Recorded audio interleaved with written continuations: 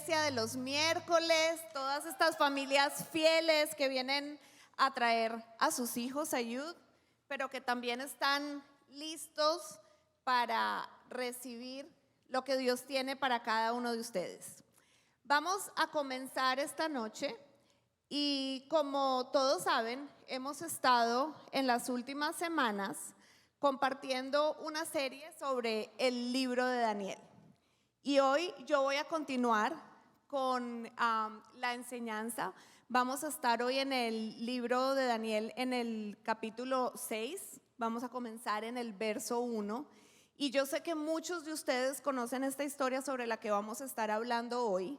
De hecho, muchos de sus niños los conocen y ustedes que crecieron aún en la iglesia, estuvieron en la escuela dominical, sé que todos saben de qué historia les estoy hablando. Porque esa historia es la historia de Daniel en el foso de los leones.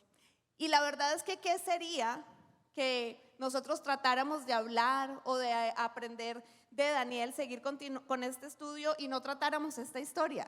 Es una de esas historias para recordar y que todos conocemos. Entonces, voy a leer 10 versos, si ustedes me acompañan en sus Biblias o en las Biblias o en las pantallas, para que pongamos mucha atención y sea más fácil. Recuerden también que los miércoles es un poco más como un tipo de estudio bíblico. Entonces es el día para traer sus Biblias, para tomar notas, para poner un poquito más de atención y aprender otros detalles. Dice así: para el control eficaz de su reino, Darío consideró prudente nombrar a 120 sápatras y 3 administradores, uno de los cuales era Daniel. Estos sápatras eran responsables ante los administradores a fin que los intereses del rey no fueran afectados. Y tanto se distinguió Daniel por sus extraordinarias cualidades administrativas que el rey pensó en ponerlo al frente de todo el reino. Entonces los administradores y los sápatras empezaron a buscar algún motivo para acusar a Daniel de los malos manejos en los negocios del reino. Sin embargo, no encontraron de qué acusarlo, porque lejos de ser corrupto o negligente, Daniel era un hombre digno de confianza. Por eso concluyeron: nunca encontraremos nada de qué acusar a Daniel, a no ser algo relacionado con la ley de su Dios. Formaron entonces los administradores y los sápatras una comisión para ir a hablar con el rey, y estando en presencia le dijeron: que viva para siempre su majestad el rey Darío. Nosotros los administradores reales, junto con los prefectos, sápatras, consejeros y gobernadores, convenimos que su majestad debería emitir y confirmar un decreto que exija que durante los próximos 30 días sea arrojado al foso de los leones todo el que adore a cualquier dios u hombre que no sea su majestad. Expida usted ahora este decreto y póngalo por escrito. Así, conforme a la ley de los medos y los persas, no podrá ser revocado. El rey Darío expidió el decreto y lo puso por escrito. Cuando Daniel se enteró de la publicación del decreto, se fue a su casa y subió a su dormitorio, cuyas ventanas se abrían en dirección a Jerusalén. Allí se arrodilló y se puso a orar y a alabar a Dios, pues tenía por costumbre orar 3 veces al día. Entonces, para continuar con esta historia y para continuar con este estudio de Daniel, yo quisiera que recordáramos algunas cosas básicas o un poquito el contexto de lo que está sucediendo aquí. Vamos a recordar primero que Darío fue el 4.º rey de 5 reyes a los que Daniel sirvió. Vamos a recordar también que Daniel, él venía estaban en este momento en el exilio. O sea, recuerden que él era del pueblo de Israel. Y en medio de todo el exilio, cuando él tenía, se dice que aproximadamente 15 años, fue llevado a Babilonia y realmente era preso. Se lo llevaron en ese momento. Entonces, después de todo eso, estamos viendo ese cambio de haber estado preso y ahorita, o sea, en las líneas que leímos, el rey estaba tratando de ponerlo casi que a que gobernara absolutamente toda Babilonia. Babilonia estaba conformada en ese momento por 120 provincias. En cada una de esas provincias había un sátrapa. De ellos, eran 3, de los cuales uno de esos era Daniel. Entonces, por eso es que toda esta gente se levanta a envidia, porque se levantan a decir como que, o sea, ¿cómo este? O sea, es un exiliado, es de otro pueblo, viene de otro lado y ¿cómo quiere venir a gobernar absolutamente todo esto? Ahí entonces es donde podemos decir que empieza todo el drama, empieza la novela. Empiezan a tratar de planear y manipular, a ver cómo pueden hacer para que ya Daniel no esté ahí. Entonces por eso se presentan ante el rey, tratando así como de elogiarlo y decir todo de la manera más bonita para que pongan este decreto, porque sabían que Daniel no iban a poder encontrar nada de qué acusarlo. Cuando comienzan a conspirar contra Daniel, no encuentran corrupción alguna, porque Daniel dice claramente, los versos que leímos, era digno de confianza. O sea, no era corrupto ni era negligente. Ellos dijeron estas palabras exactamente: nunca encontraremos nada para acusar a este hombre, a menos que tenga que ver con la ley de su Dios. Entonces aquí es como que necesitamos subrayar esto. Lo que pone a Daniel en la mira de todas estas personas, fuera de la posición de la que está, es realmente su fe. O sea, lo que ellos quieren venir y atacar específicamente en el fondo es que lo odian por la fe que él tiene. Y cuando vemos esto en todo el libro, la fe de Daniel lo pone en conflicto directamente con la cultura. Era lo que veíamos al principio en la primera clase que Gretel nos compartió. En esa clase veíamos, o sea, cómo es la lucha entre la cultura y lo que Dios nos pide que hagamos. Y hoy vamos a estar hablando bastante sobre eso. Cuando Daniel se enteró de que del decreto que había sido publicado, él reconoció que era una trampa contra él. Ahora tenía que tomar una decisión muy relevante. ¿Se mantendría firme en sus convicciones espirituales o se inclinaría ante las demandas de la cultura? Y es ahí donde yo quiero empezar esta noche con la primera pregunta.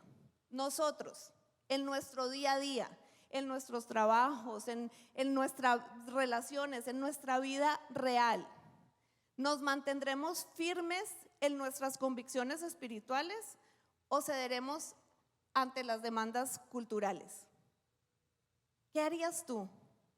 ¿Cómo actuaríamos cada uno de nosotros? Y hoy más que nunca podemos ver que nos encontramos en ese punto de tensión entre nuestras convicciones y la presión de lo que la cultura quiere venir a imponernos y a ponernos. Pero gracias a Dios y a su palabra es que podemos ver que desde hace muchas generaciones, o sea, esto no es una lucha nueva, lo estamos viendo desde Daniel.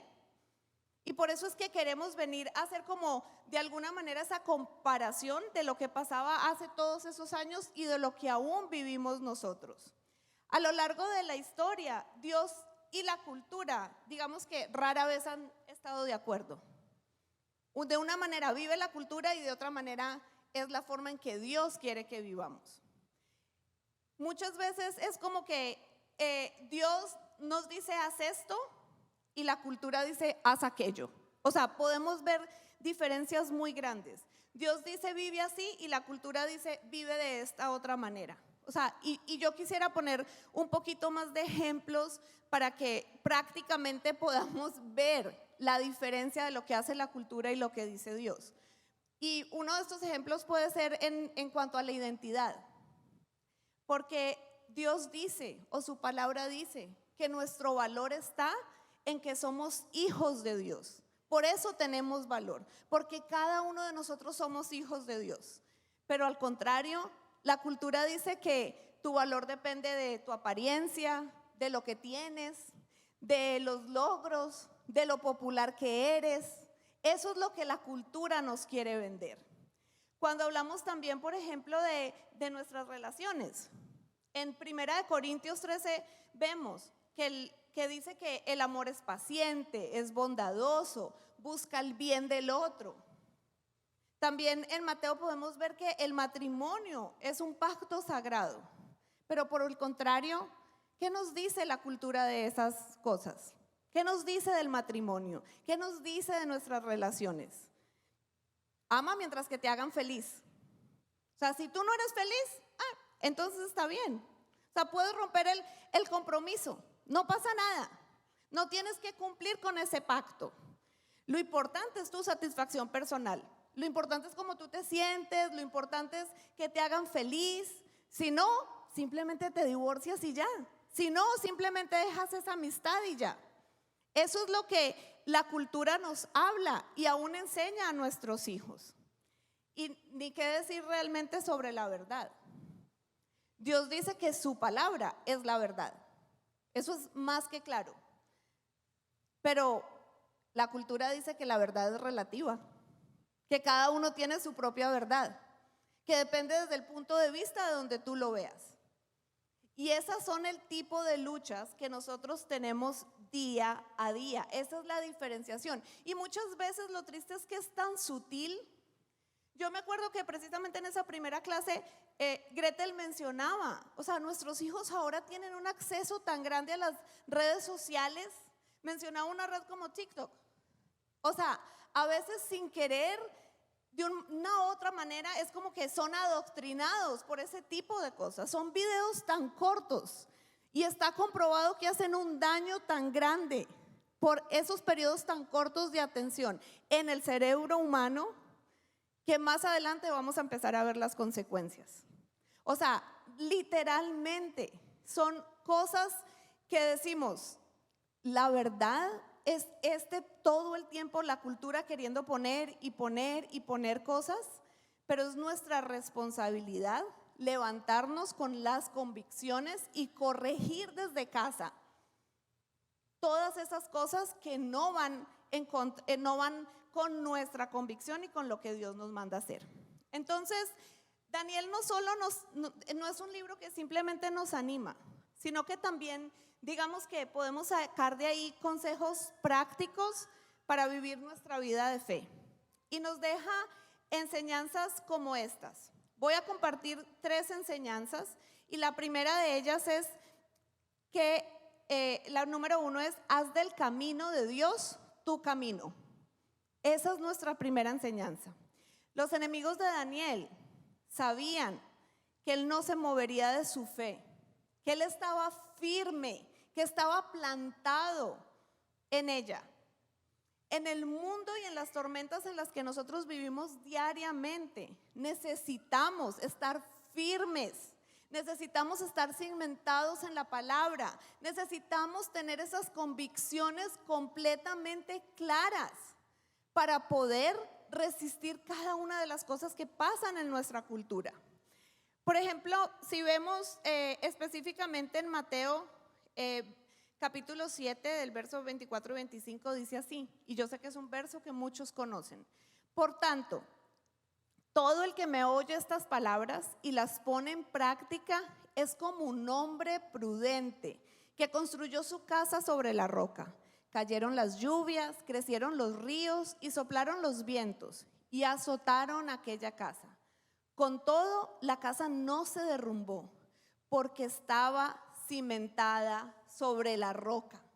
Eso es lo que necesitamos. ¿Cómo hacemos para no dejarnos llevar por lo que la cultura quiere venir a imponer en nuestras casas? Necesitamos construir nuestra casa sobre la roca. Y cada uno de nosotros sabemos que esa roca es Jesús. Ahí es el fundamento donde tienen que estar nuestras casas construidas.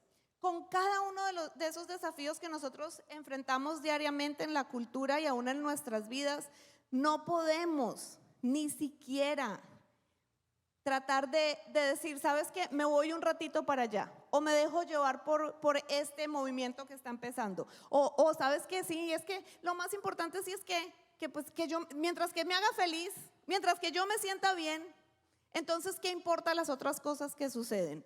No, necesitamos estar atentos, pedirle la ayuda al Espíritu Santo para que realmente nos ayude a estar todo el tiempo cimentados sobre la roca. Yo creo que si yo les pasara el micrófono a cada uno de los que están aquí, que no lo voy a hacer, pero si lo hiciera, cada uno de ustedes se podría identificar con una situación en la que dirían, es que si no hubiera sido por Jesús, si no hubiera sido porque yo estaba en ese momento parada sobre la palabra, si no hubiera sido por Dios, yo no hubiera podido salir de esta situación. Sé que cada uno de nosotros conocemos ese tipo de situaciones y de pronto por nombrar alguna, yo cuando estaba preparando el mensaje venía a mi memoria. Yo no tengo a mi familia acá, mi mamá y mi papá están en Colombia y muchas veces mi mamá ha pasado por tantos problemas de salud, por tantas enfermedades, que si me pusiera a contar me quedaría aquí todo el tiempo de todas las cosas que hemos pasado. Pero también he visto cómo Dios nos ha sacado, cómo ha hecho milagros, cómo nos ha levantado, cómo la ha sacado tantas veces de situaciones que hasta una vez de verdad, porque tuvo un infarto y entonces tuvieron que hacer, tenían que poner un stem, tenía unas arterias bloqueadas. Y cuando la entran a cirugía, después la sacaron. Después de que todos los exámenes habían dicho que sí, pero la sacan porque no encontraron absolutamente nada que hacer. O sea, es ahí donde dices tú, en medio de esas cosas. Y no estoy diciendo que ella ahorita tiene la salud perfecta, porque la verdad es que no, batalla con muchas cosas. Pero sin embargo, el estar parada sobre la roca, el estar con una comunidad que me han ayudado a orar, que hemos creído, o sea, me ha permitido ver la diferencia de cuando Dios está y cuando no en la vida de alguien. Mientras vamos desarrollando el tema de hoy, yo quisiera hacer ciertas preguntas para que ustedes anoten y las pongan ahí en sus cuadernos o en su celular, como les quede más fácil. Y esta semana, cuando tengan un tiempo, reflexionen en ellas, mediten en ellas, o sea, respóndanselas ustedes mismos. Y la primera pregunta sería esta: ¿he hecho del camino de Dios mi camino? ¿Realmente lo he hecho? Del camino de Dios, o sea, ¿he hecho de su camino el mío? ¿Realmente estoy caminando con Él? Y una de las segundas enseñanzas que podemos ver en esta historia de Daniel es que seguir el camino de Dios muchas veces, por no decir todas, nos pone en una batalla espiritual. Yo quisiera decir que no, pero la realidad es que sí. Cuando damos un paso hacia lo que Dios nos está llamando, cuando damos ese sí, cuando damos un paso a volver y acercarnos un poco más a Él, por lo general se levanta esa batalla espiritual. El enemigo específicamente lanza un arma que por lo general es un espíritu de temor o de intimidación. Es los que viene y trata de hacer en nuestras vidas. Cuando le damos un sí, cuando tratamos de acercarnos un poco más, quiere venir a tratar de intimidarnos. Y esto lo vemos en Daniel. Cuando lo van a nombrar, o sea, lo escogen entre esos tres y aún quisieran ponerlo en una posición muchísimo mayor, ¿qué es lo primero que pasa? Viene ese espíritu de intimidación, viene y se levanta toda esa manipulación, vienen y se levantan todas esas calumnias y a querer derrotarlo. Y así pasan nuestras vidas. Y la verdad es que en muchas historias de la Biblia lo podemos ver. Pero la cosa es que ese espíritu de intimidación que quiere venir a confundirnos, a paralizarnos, a impedir a que podamos dar que podamos continuar dando esos pasos hacia adelante. Son como el dicho que dicen por ahí, que perro que ladra no muerde. Eso es literalmente. ¿Saben ese perrito que hace bulla, bulla y bulla? Yo tengo 2 así en mi casa. Son chiquititos y hacen mucha bulla, pero al final no muerden. Sobre todo mi perrita. O sea, ella ladra y ladra y ladra, pero lo que pasa es que tiene miedo. Pero ni siquiera, o sea, tú te le acercas y ella ahí mismo se va para atrás. De alguna manera, o sea, digamos que es esa cosa que quiere venir a intimidarnos, que quiere venir a levantarse en nuestra contra. Pero ¿saben qué? En Lucas 10:19 hay un verso que necesitamos recordarnos cada vez que estamos pasando por esos momentos. Dice, sí, les he dado autoridad a ustedes para pisotear serpientes y escorpiones y vencer todo el poder del enemigo. Nada les podrá hacer daño. Nada. ¿Están escuchando? Por más que algo quiera venir a intimidarnos, que quiera estorbarnos para no poder dar ese paso hacia mejorar nuestra relación con Dios o hacia esa nueva promoción que Él tiene para nosotros, yo necesito recordar que nada me podrá hacer daño. Y entonces la segunda pregunta que quiero que anoten es esto. ¿Mis decisiones reflejan que estoy dispuesto a confiar en Dios a pesar de lo que estoy viendo? Las decisiones que yo tomo día a día reflejan eso.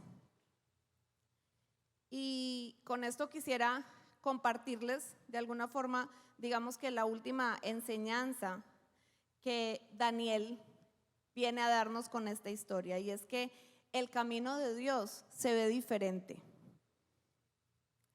Lo vemos en Daniel cuando en su manera de enfrentar la situación fue muy distinta en la que de pronto yo hubiera hecho o algunos de ustedes hubiera hecho. Porque cuando lo pensamos, tiene como, de verdad que realmente tiene sentido el ver que el camino de Dios siempre es diferente. La Biblia nos dice que los caminos de Dios no son nuestros caminos y que sus pensamientos no son nuestros pensamientos. Él tiene una manera que es mejor, no más que cuando estamos atravesando por situaciones es como que nos cuesta, pero sin embargo estamos hoy aquí, cada uno de ustedes está aquí sentado porque estamos interesados en encontrar ese camino, en caminar con Dios. Así que, ¿qué debemos hacer nosotros cuando enfrentamos este tipo de situaciones? Una situación como la que pasó Daniel, donde el decreto decía que necesitaba ir al foso de los leones. Lo primero que debemos hacer es esperar la perspectiva de Dios. Cuando Daniel conoció el decreto, buscó a Dios antes de actuar. En el versículo 10 dice que justo después de que Daniel supo que se había firmado ese decreto, ¿a dónde fue? ¿Se recuerdan? Lo leímos. Fue a su habitación. ¿A qué? A orar. Fue a su habitación. Daniel, en lugar de reaccionar, creó un lugar para buscar el rostro de Dios. Eso es algo que nosotros debemos recordar. Cuando digamos que yo me retiro y busco ese rostro de Dios, puedo empezar a conocer como la forma en que Él está viendo las cosas, la perspectiva, y entonces eso me ayuda a ver las cosas diferente. Otra de las cosas que debemos hacer es pedir la ayuda de Dios. En los versos dice específicamente que Daniel oraba ¿cuántas veces? 3 veces al día. ¿Saben qué demuestra eso? Que no era una oración ocasional, que no era como que Daniel por ahí de vez en cuando tenía una relación con Dios, sino que era algo constante en él, el buscar de Dios para poder recibir una palabra de Él. Si no buscamos de Dios ¿cómo vamos a encontrar la dirección? ¿Cómo vas a encontrar la respuesta si no vas y pasas ese tiempo con Él en nuestras propias batallas? Pónganle el nombre que sea, o sea, la crianza de nuestros hijos, problemas laborales, conflictos en nuestras relaciones. Si nosotros no buscamos de Dios con perseverancia, no vamos a encontrar esas respuestas. Dios es fiel para darnos una palabra que trae paz, que nunca contradice a la Biblia. Entonces por eso es que debemos leerla y conocerla, y que ilumina nuestro camino. Porque se acuerdan que hay un verso que dice que su palabra es que lámpara a nuestros pies. Eso es lo que hace su palabra en nuestras vidas. Y lo último que debemos hacer, que yo creo que a veces es lo más difícil, pero es lo más importante, es rendirnos a la obra de Dios. Es rendirnos a lo que Él va a hacer. Aunque a veces no actúe de la manera en que le estamos pidiendo o de la manera en que nosotros lo esperamos, pero necesitamos rendir nuestro corazón a eso. La verdad es que no sabemos exactamente qué le dijo Dios a Daniel en la oración, pero lo que sí podemos ver es que si ustedes van y terminan de leer estos versos en casa, porque no se los voy a leer aquí, o sea, los versos del 10 al 20, si ustedes van y leen esos versos, se van a dar cuenta que Daniel confió en Dios, que Daniel no trató de salirse de la voluntad de Dios o trató de buscar una escapatoria a la solución que estaba pasando, sino que el decreto era que él necesitaba ir al foso de los leones, y él caminó hacia ese foso de los leones. Él decidió dejar que Dios fuera Dios. ¿Y cuántas veces eso nos cuesta en la vida? Porque cuando estamos pasando en un momento de sufrimiento, en un momento de dolor, en un momento donde estamos así como que, ¿en serio, Dios? O sea, ¿esta es la forma? ¿Es por aquí donde debo seguir? Ahí es donde a veces abortamos el plan. Pero necesitamos recordar que Dios va a ser Dios en nuestra situación. Quiero decir esto específicamente para alguno de ustedes. Si Dios ya te ha dado una palabra, el siguiente paso es que esa palabra haga su obra. Incluso si esa palabra te lleva a tu propio foso de los leones. Incluso si tienes que llegar hasta allá. Cuando Dios habla, muchas veces puede que nos pida hablar, otras veces callar, unas veces nos va a pedir entrar, otras veces que no entremos por ese lugar. Pero siempre será una oportunidad para confiar en el plan que Él tiene para la vida de cada uno de nosotros. Daniel es un ejemplo de cómo él permitió que fuera Dios el que obrara y que fuera Dios el que se llevara toda la gloria de la situación. Porque si voy a leer estos últimos dos versos, en Daniel 6, 25 al 27 dice esto: más tarde el rey Darío firmó este decreto: a todos los pueblos, naciones y lenguas de este mundo, paz y prosperidad para todos. He decretado que en todo lugar de mi reino la gente adore y honre al Dios de Daniel, porque Él es el Dios vivo y permanece para siempre. Su reino jamás será destruido y su dominio jamás tendrá fin. Él rescata y salva, hace prodigios en el cielo y maravillas en la tierra. Ha salvado a Daniel de la garra de los leones. Esa fue la victoria de Dios en la vida de Daniel. Es así como caminó Daniel. Es así como se ve el tener a Jesús en tu vida, no solo como tu Salvador, sino como tu Señor. Porque muchas veces somos como que nos aprovechamos de que, yo sé que Jesús hice una oración de fe, yo sé que mi nombre está escrito en el libro de la vida. O sea, no nos aprovechamos porque Él nos lo regala y nos lo dio, esa salvación. Pero caminamos con Él felices, con un Dios que es un Jesús que es el Salvador. Pero caminas con Jesús como el Señor de tu vida, aunque tengas que pasar por el foso de los leones, aunque tengas que pasar con la incertidumbre de que no sabes cómo será tu mañana. Pero sin embargo Dios, al ser Dios, tapó la boca de esos leones y Daniel pasó toda una noche ahí, y al otro día, cuando amaneció, no tenía ni un rasguño. El Señor lo sacó más que victorioso. Y con esto último, ya sí quiero cerrar, y creo que va a estar en pantallas, porque quisiera que le tomaras una foto si no los alcanzas a escribir todo, pero que estas cosas que voy a leerte realmente sea esa manera práctica de poder poner esta palabra por obra. Y quisiera recordarte esto. Número 1, plántate firme en las verdades bíblicas antes de que llegue la prueba. Identifica y resiste al espíritu de intimidación. Es esa batalla espiritual de la que hablamos.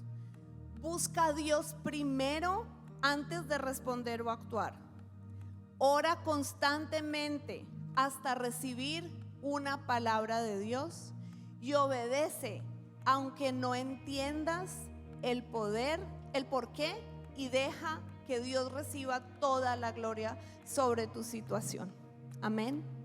¿Me acompañan a orar? Vamos a ponernos sobre nuestros pies. Cierra los ojos ahí en tu lugar y vamos a hacer esta oración. Señor, gracias por tu palabra y por cómo has ministrado nuestros corazones el día de hoy. Bendice a cada persona que está sentada hoy aquí. Sabemos que nos enfrentamos constantemente a estas batallas espirituales, pero hoy decidimos no hacerlo desde el miedo, sino desde la fuerza y la autoridad que tú nos das. Reprendemos al enemigo en el nombre de Jesús. Derrama sobre nosotros valentía y fe para confiar en ti, aun cuando no entendamos, y para que a través de nuestras vidas tú recibas toda la honra. En el nombre de Jesús, su iglesia dice un fuerte amén.